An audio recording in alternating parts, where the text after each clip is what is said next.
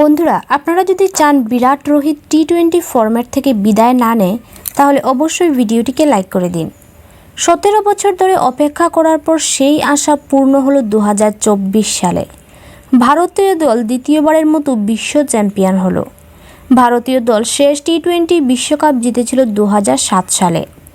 দ্বিতীয়বার 2024 সালে চ্যাম্পিয়ন হয়। এই বিশ্বকাপের জয়ে খুশি হলেও ক্রিকেট ভক্তরা কেঁদে উঠল। রোহিত বিরাট টি-20 ফরম্যাট থেকে বিদায় জানিয়েছেন। তো টি-20 বিশ্বকাপের পর এবার ভারতীয় দল প্রথম সফরে যাবে জিম্বাবুয়ের বিরুদ্ধে। জিম্বাবুয়ের বিপক্ষে 5টি টি-20 সিরিজ খেলবে ভারত। তবে শিরোপা জিতেছে এমন দল হবে না। আসলে ভারতের একটি যুব দল জিম্বাবুয়ে সফরে যাবে। টিম ইন্ডিয়াকে জিম্বাবুয়েতে 5 ম্যাচের টি-20 সিরিজ খেলতে হবে, যা শুরু হবে 6 জুলাই থেকে। জিম্বাবুয়ে সফরে ভারতীয় অধিনায়ক করা হয়েছে শুভমন গিলকে।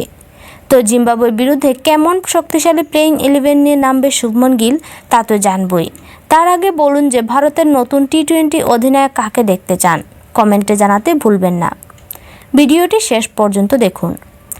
ম্যাচ ডিটেলস এর কথা বলতে গেলে ভারত ও জিম্বাবুয়ের মধ্যে প্রথম টি-20 ম্যাচ হবে 6 জুলাই, দ্বিতীয় টি-20 ম্যাচ হবে 7 জুলাই, তৃতীয় টি-20 ম্যাচ 10 জুলাই, পঞ্চম ও শেষ টি-20 14 জুলাই অনুষ্ঠিত হবে।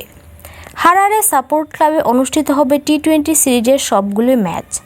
ম্যাচের লাইভ স্ট্রিমিং সোনি লাইভ অ্যাপে পাওয়া যাবে, যার জন্য আপনাকে সাবস্ক্রিপশন নিতে হবে। জিম্বাবুয়ের বিরুদ্ধে ওপেনিং জুটি হিসেবে দেখা যাবে শুভমন গিল ও অভিষেক শর্মাকে।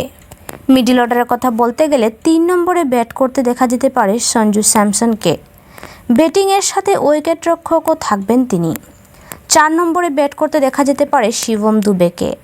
নীতিশ রেড্ডি ইনজুরির কারণে বাতিল হয়ে গেছে, তার জায়গায় সুযোগ পেয়েছেন শিবম দুবে। 5 নম্বরে ব্যাট করতে আসবে রায়ান পরাগ। 6 নম্বরে ব্যাট করতে আসবেন টিম ইন্ডিয়ার ফিনিশার ব্যাটসম্যান রিঙ্কু সিং। 7 নম্বরে ব্যাট করতে দেখা যাবে অলরাউন্ডার ওয়াশিংটন সুন্দরকে। সবশেষে বোলিং বিভাগের কথা বলতে গেলে খলিল আহমেদ, মুকেশ কুমার এবং তুষার দেশপান্ডে দেখা যাবে ফাস্ট বোলার হিসেবে। স্পিন বিভাগে দেখা যাবে রবি বিষ্ণুইকে। আপনাদের কি মনে হয়, এই একাদশ নিয়ে কি জিম্বাবুয়ের বিরুদ্ধে সিরিজটি জিততে পারবে? আপনাদের মতামত নিচের কমেন্টে জানিয়ে দিন।